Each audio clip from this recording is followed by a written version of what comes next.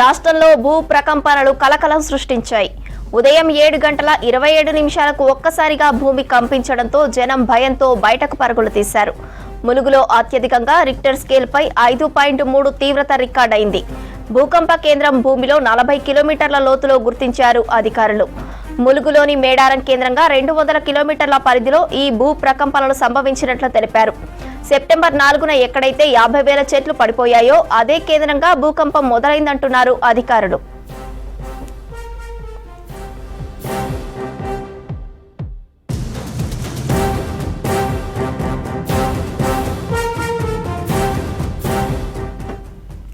రాష్ట్రంలో భూ ప్రకంపనలపై పర్యావరణవేత్త బివి సుబ్బారావును అడిగి తెలుసుకుందాం. సుబ్బారావు గారు, రాష్ట్రంలో భూ ప్రకంపనలు రావడానికి కారణం ఏంటి? అంటే కారణాలు అంటూ ఎర్త్క్వేక్ ట్రెమర్స్ అన్నది తెలంగాణలో అప్పుడప్పుడు వస్తూనే ఉన్నాయి. 69 నుంచి మొదలెట్టుకుంటే 3-4 సార్లు వచ్చింది. మేజర్ గా మనం ఫీల్ అయ్యేది లాస్ట్ ఎర్త్క్వేక్ వచ్చినప్పుడే. ముఖ్యంగా ఇప్పుడు ఏమవుతుందంటే చాలా ఇంట్రెస్టింగ్ అబ్జర్వేషన్, ప్రభుత్వం కానీ ఇటు ప్రజలు కానీ అటు ఇన్వెస్టర్స్ కూడా ఆలోచన చేయాల్సింది ఏమిటి అని అంటే, మొత్తం గోదావరి బేసిన్ అతలాకుతలమైంది. ఇవాళ ఏదైతే మేడారంలో షేక్ అయిందో అది మనకి వైజాగ్ దాకా కూడా దాని ప్రభావం కనబడుతోంది. ఎందుకు అవుతుంది ఇట్లా? మేము ఒక 1.5 year ముందే 3 వీడియోస్ కూడా రిలీజ్ చేశాము. ఇది Kaleshwaram foundations geo technical studies చేయకుండానే ఇక్కడ చేశారు అని. ఎందుకంటే సిడబ్ల్యూసి ఇక్కడ ఎర్త్క్వేక్ జోన్ అని డిక్లేర్ చేసిన మ్యాప్ కూడా ప్రొడ్యూస్ చేసింది. 25 ఏళ్ల కిందట, ఇంకెక్కువే అనుకుంటా. అలాగనే మరి అప్పుడే దాని ప్రభావం మన సింగరేణి బొగ్గు గనుల పైన కూడా కనబడుతుంది. దాన్ని రివ్యూ చేయండి అని చెప్పాం కూడా, ఎవడూ పట్టించుకోడు. Earthquake prone zone. రెండోది ఏమిటి, మన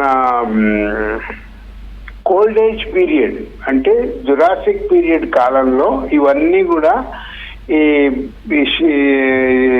శిలలు ఏర్పడ్డాయి మన సింగరేణి కాలనీస్లలో.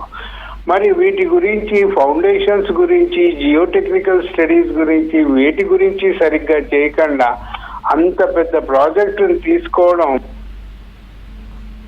మరి ఇప్పుడన్నా కళ్ళు తెరిచి రేపు ఏదో కమిషనర్ గారు ఏదో మాట్లాడుతున్నారు, ఇంకోళ్ళు ఏదో మాట్లాడుతున్నారు, కానీ ఫౌండేషన్స్ గురించి ఎవళ్ళు ఎందుకు మాట్లాడడం లేదు?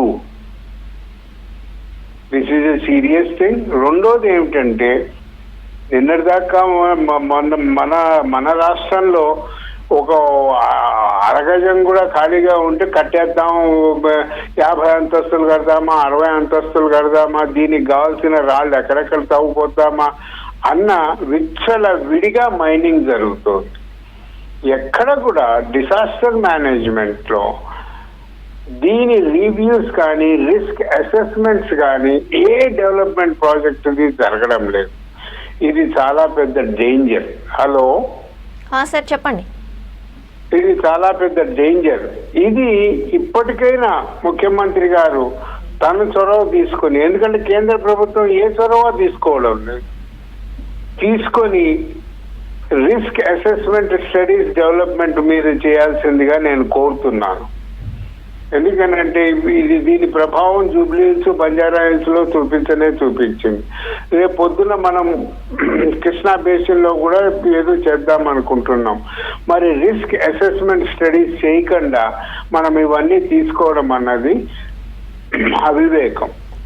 కనుక దీని గురించి తీసుకోవాలి. గోదావరి బేసిన్ లో వార్నింగ్ బెల్స్ చాలా తీవ్ర స్థాయిలో ఇప్పుడు వచ్చాయి. ఇప్పటికైనా ప్రభుత్వాలు, ప్రజలు, అటు కన్సర్న్ సిటిజన్స్ అందరూ దీనిపైన దృష్టి ఉంచాలని 2 తెలుగు రాష్ట్రాల్లో నేను కోరుకుంటున్నా. రెండోది, నేను పర్యావరణవేత్త అయ్యే ముందుగా నేను జియాలజిస్ట్నే. అక్కడి నుంచే పర్యావరణ ప్రయాణం సాగింది. కనుక మీరెవరు కూడా నేనేదో గాల్లో కబుర్లు చెప్తున్నానన్నది అనుకోవద్దు. Please take it serious. Risk assessment studies. Thank you.